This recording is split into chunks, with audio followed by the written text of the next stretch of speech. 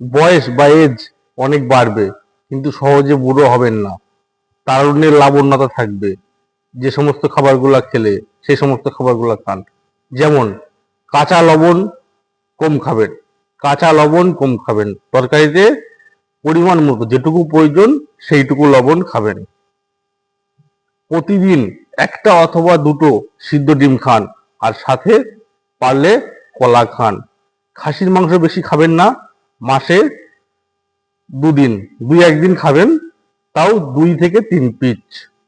আর মুরগির মাংস পারলে দেশির মুরগির মাংস সপ্তাহে 2 দিন খান। ছোট মাছ খান, বড় মাছ খুব একটা বেশি খাবেন না, ছোট মাছ বেশি করে খাবেন। আর যারা মহামেডান বা মুসলিম, তারা গরুর মাংস মাসে 2 দিন খান। প্রতিদিন পর্যাপ্ত পরিমাণে জল পান করুন, 5 থেকে 7 লিটার। আর শরীরকে ফিট রাখতে গিয়ে প্রতিদিন প্রতিদিন না, সপ্তাহের অন্তত 4 দিন ব্যায়াম করুন, ব্যায়াম বা এক্সারসাইজ করুন। এইগুলো নিয়মিত করুন, নিয়মিত অভ্যাস করুন। আর ফাস্টফুড ত্যাগ করবেন, ফাস্টফুড খাবেন না। আর কিছু ড্রাই ফ্রুট আছে, আর কিছু ফলমূল আছে, সেগুলো পরে শেয়ার করব।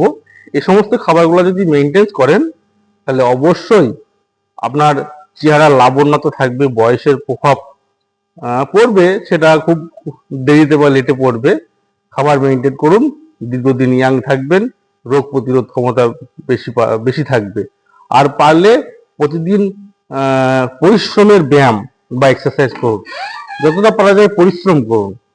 প্রতিদিন করুন না, যদি টাইম না হয় অন্তত সপ্তাহে 4 দিন করতে হবে। হাঁটুন, চলুন, আর কিছু নির্দিষ্ট ব্যায়াম করুন। সেই ব্যায়ামগুলো আমি আস্তে আস্তে আপনাদের শেয়ার করব।